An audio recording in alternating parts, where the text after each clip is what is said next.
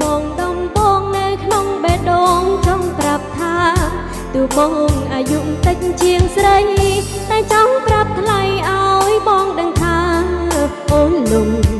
ស្នេហាទោះបីជីវ៉ានៅក្មេងជាងអូនបងថាអូនចាស់ក៏បងស្នេហាចាំងហើយស្មងចឹងទៅរកឯណាស្រឡាញ់ក្មេងៗមិនស្ទាវជីវ៉ា